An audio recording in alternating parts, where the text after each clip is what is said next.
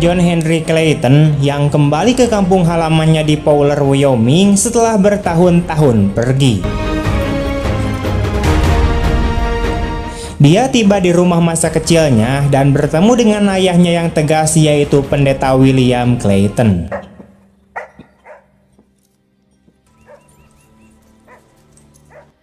Your mother is dead.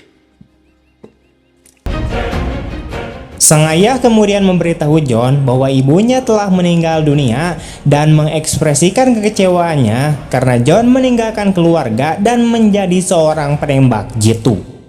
How did she pass? Weeping, calling out your name, lying beside me in bed. But you couldn't come home when she was living. She was full of hope. Pendeta itu kemudian menyadari bahwa John saat ini tidak membawa senjata, lalu menanyakannya. John kemudian menjawab bahwa dia sudah meninggalkan kehidupan seperti itu, dan kemudian setelah itu John mengunjungi makam ibunya.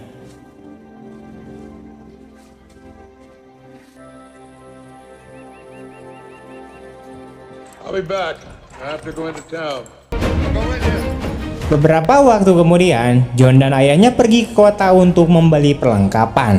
Penduduk kota hampir tidak mengenali John, tetapi pemilik toko yaitu Tuan Pearson mengingatnya sebagai orang yang pernah berangkat berperang. Must do your heart good.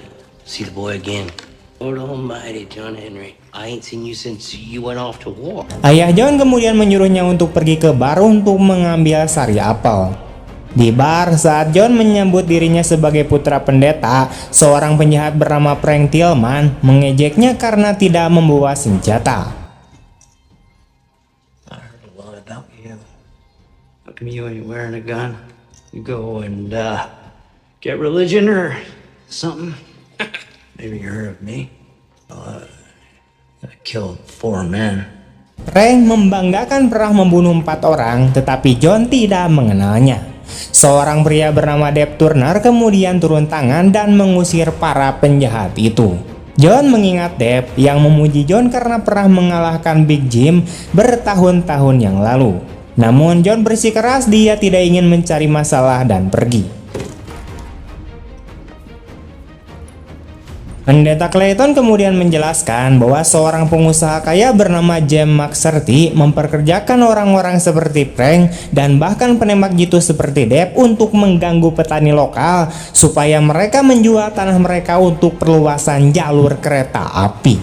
Pendeta curiga kepulangan John mungkin ada hubungannya dengan situasi ini, tetapi John membantahnya.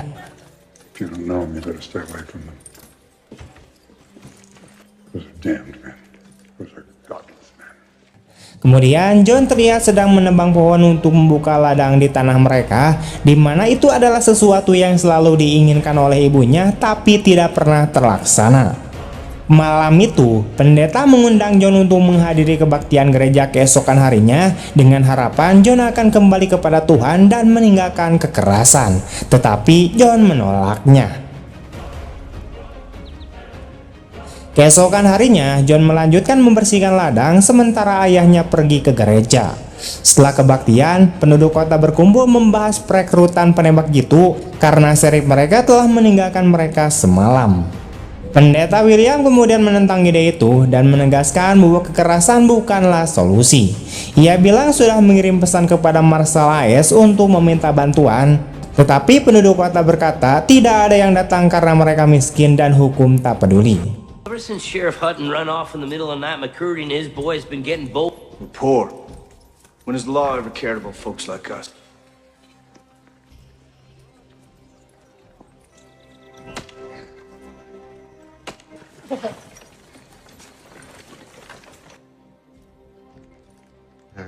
Saat bekerja di ladang, John dikunjungi kekasih lamanya bernama Mary Ellis. Dia sudah menikah selama 8 tahun dengan pria lain bernama Tom Watson dan punya seorang putra. Mary Ellis mengaku dulu menunggu John, tapi setelah bertahun-tahun tanpa kabar, dia melupakannya. Sementara itu, di kota, Frank dan gengnya merencanakan untuk mengancam Daniel Peterson agar menjual tanahnya. Namun, Peterson muncul di kota dan Frank dengan kejam memukulinya di depan orang banyak. We was just coming to pay you a visit. I got something to say to you.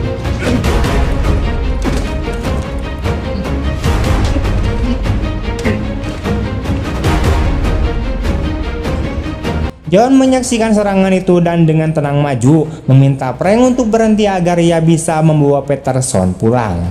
Frank menantang John, bertanya apa yang akan ia lakukan, tapi John hanya menjawab tidak akan melakukan apa-apa. Frank membiarkan John membawa Peterson pulang dan penduduk kota membantu.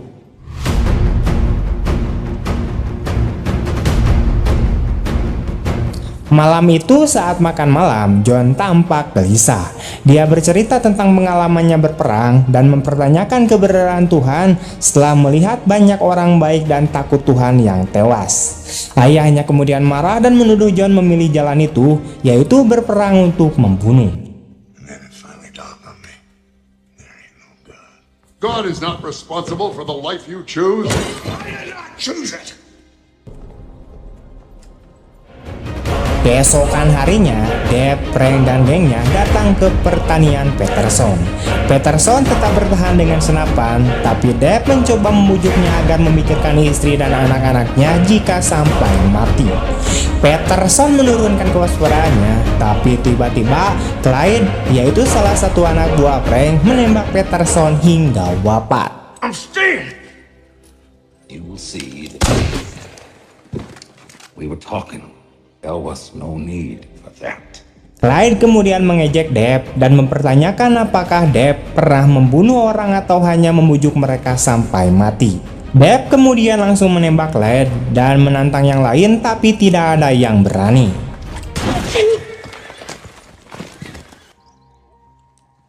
Anybody else have something to say? Now safely in the embrace of our Lord. Setelah pemakaman Peterson, penduduk kota mempertimbangkan untuk menawarkan John uang $200 untuk membela mereka. Tapi pendeta William menolak tegas atas nama John, menegaskan bahwa John sudah meninggalkan kehidupan seperti itu. Sementara itu, Deb bertemu dengan McShirty membahas tindakan si Clyde. Tetapi McShirty tidak khawatir, malah senang karena janda Peterson dan dua keluarga lainnya setuju menjual tanah mereka. Ia memuji cara agresif Frank, tapi mengatakan masih membutuhkan Deb jika John angkat senjata. I want Frank to take care of things when it comes to the farms. And me. Well, I still want you here. Di pertanian, John terus membersihkan ladang dan berdebat sengit dengan ayahnya. John menuduh ayahnya kecewa karena saudaranya bernama William yang meninggal, bukan dia. Pendeta Clayton menyangkal dan mengatakan bukan itu yang ia rasakan. Di tempat lain, Frank dan gengnya mencoba mengintimidasi Tuan Cartwright di rumahnya, tapi penduduk kota menyergap mereka dan menewaskan salah satu anak buah Frank. It's an ambush!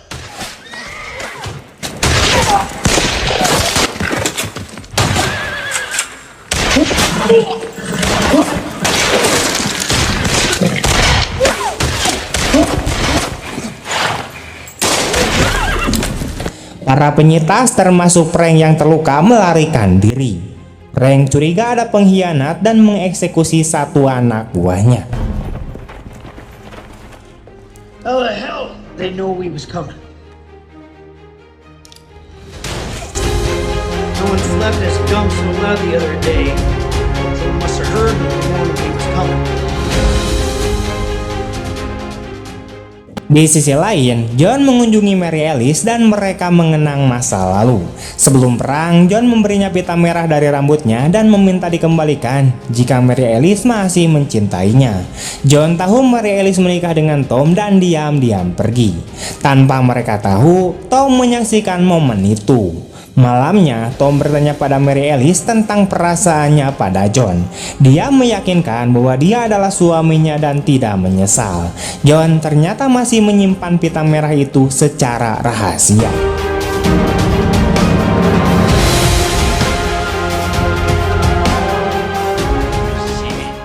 McShirty kemudian memarahi Frank karena membuat kekacauan dengan penduduk kota, memperingatkan tindakannya bisa menginspirasi perlawanan. Keesokan harinya, Frank membunuh Cadwy.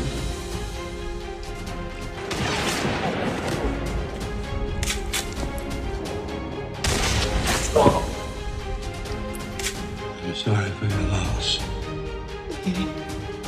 Janda Kadwick lalu menjual tanahnya kepada Maksirti, tapi dengan getir mengatakan ia akan meludahi kubur Maksirti jika akhirnya dijatuhkan. Eventually, someone's gonna have the nerve to stand up to you. When that day comes, I want to be here, spit on your grave. Is that it? Find your way to the front. Suatu hari, John dan ayahnya sedang di kota membeli perlengkapan ketika Frank dan gengnya muncul dan memotong antrian. Frank sengaja menumpahkan minuman dan memaksa John untuk membersihkan. I'll just clean that up. No, it's all right. John Henry will get it.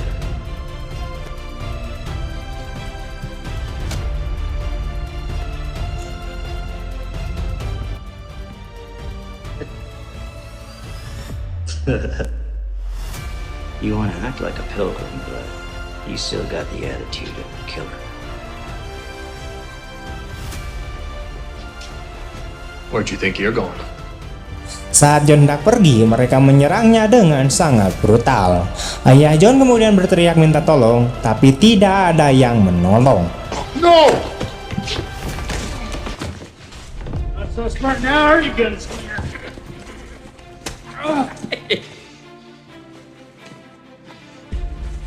Hey, come on now. We're just funning.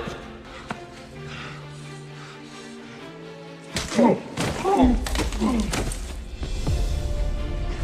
on, John Henry, get up!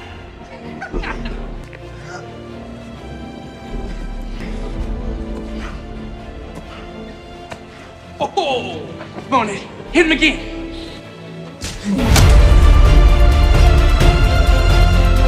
Mary Ellis mencoba campur tangan, tapi Tom menahannya. Tom akhirnya membantu membawa John pulang bersama pendeta.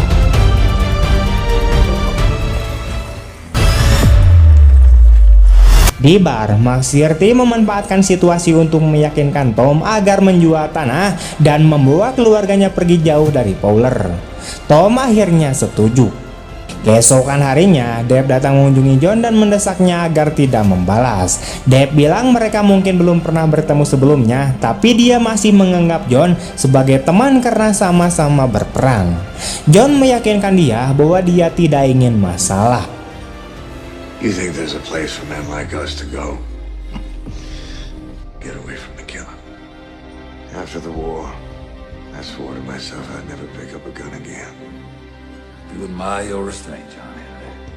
I do. It would appear the past is close to repeating itself with us. Pray you hold on to it. I got no fight with you, Dave. Don't want to see you on the other side of that creek. Beberapa hari kemudian, John pergi ke gereja dan membuat ayahnya menangis bahagia. Setelah kebaktian, Mary Ellis menyambut John dengan hangat, tapi Tom masuk dan menuntut John mengakui bahwa dia tidak mencintai Mary Ellis. John tetap diam dan segera pergi. Santo. You think I see what's going on? You think you can walk back in here after all these years and just pick up where you left off? Look at all of us. He comes back here after all these years and we welcome him home with smiles and open arms. Why? Because we're all afraid of him, and the things he's done and things he might do. I understand what you're thinking, Tom, but you're wrong. I want you to tell me in front of God and tell me you don't love her.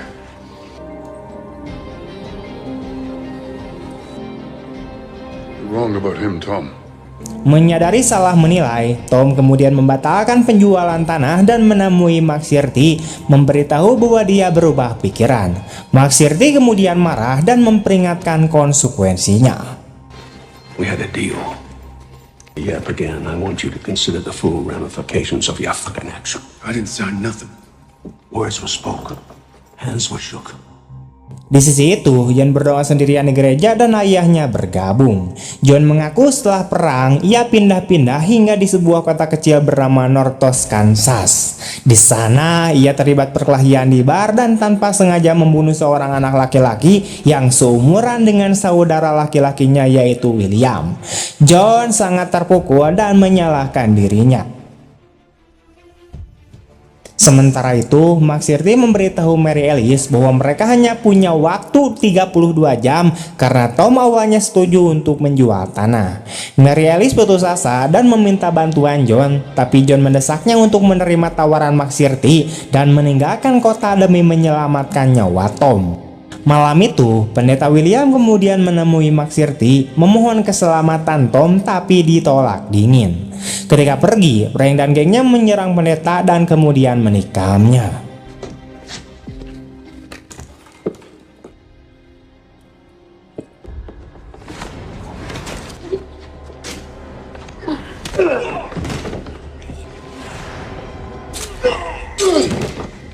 Untungnya, penduduk kota menyelamatkan dan membawanya ke dokter. McShirty kemudian menegur Frank karena bertindak tanpa perintah. Keesokan paginya, John duduk di samping ayahnya yang bangun dari koma. Pendeta memohon John agar tidak membalas dendam karena takut membunuhnya. Tapi John yakin ini tidak akan pernah berakhir tanpa kekerasan dan ini satu-satunya cara yang ia tahu. John kemudian mengambil pistol yang disembunyikannya dan mampir ke toko untuk mengambil senjata lain. Tuan Pearson meminjamkan revolver Lamat, senjata langka dengan 9 peluru dan laras kaliber 10. Dengan tekad, John berjalan ke salon McShirty. Di sana ia meminta Little Ned lalu membunuhnya dengan pistol Lamat.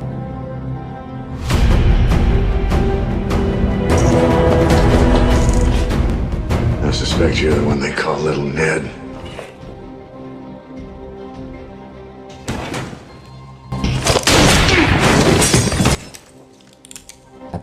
Ia menghunus senjatanya dan memperingatkan para pemuda agar pergi jika tidak ingin almarhum.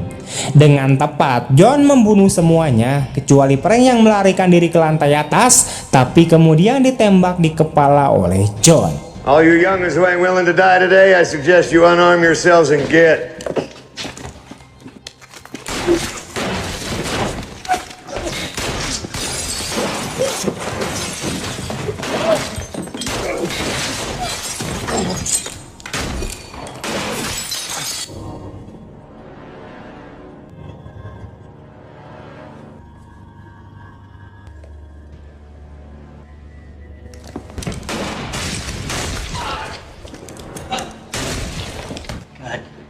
Damn you.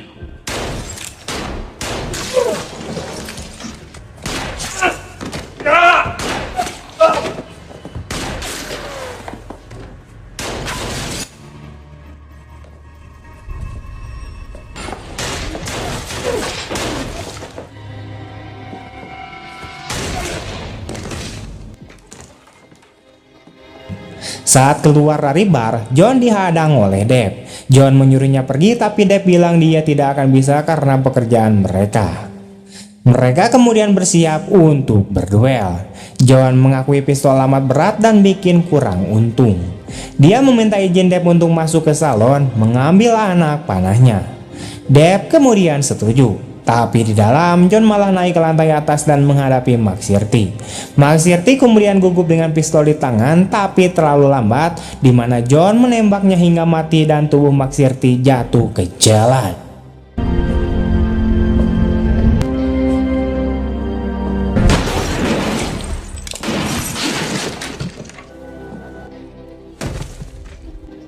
Friend, you are no longer employed. You are correct. Dengan kematian McShirty, Deb menurunkan senjatanya dan membiarkan John untuk pergi. Menyadari pemburu bayaran atau pihak lain akan datang, John memutuskan untuk meninggalkan kota. Ayahnya memohon agar dia tetap tinggal, tapi John berjanji mereka akan bertemu lagi. Far and wide are gonna come looking for me to make a name for themselves. Go away. Long for word to get out about what happened here today. Can't finish the field on my own. The field's finished, Pop. You're not going to live for another 10 years, are you? I promise. See you soon, Pop.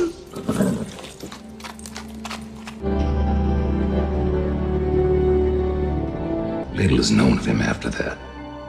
Setahun kemudian, ketika Mary Alice meninggal, John tidak hadir di pemakaman, tapi pita merah yang pudar ditemukan terikat di batu nisannya. Di sisi itu, setelah kematian ayahnya juga, John tidak pernah kembali ke desa itu lagi.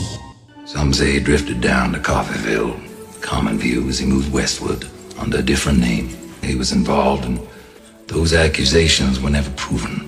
Others in Fowler recounted stories of seeing him throughout the years, where he lived a life of quiet isolation until his father's death, at which time he came no more. Film Forsaken ini mengajarkan kita bahwa pelajaran hidup penuh dengan pilihan dan konsekuensi. Kadang kita ingin melarikan diri dari masa lalu dan kesalahan, tetapi pada akhirnya kita harus menghadapi dan memperbaiki diri demi kebaikan diri sendiri dan orang-orang yang kita cintai. Kekerasan dan dendam mungkin terasa sebagai jalan keluar, namun kedamaian dan pengampunan jauh lebih kuat dan membawa penyembuhan yang sejati. Kasih sayang keluarga, kejujuran dan keberanian untuk berubah adalah kunci untuk menemukan harapan baru di tengah kegelapan hidup. Jangan pernah menyerah untuk kembali pada nilai-nilai kebaikan, sekalipun jalan itu terasa berat dan penuh luka. Oke teman-teman, sekian dulu untuk video hari ini. Bagaimana tanggapan kalian tentang film ini? Tulis di kolom komentar. Terima kasih banyak telah menonton sampai akhir. Sampai jumpa di video-video selanjutnya. See you next time and bye-bye.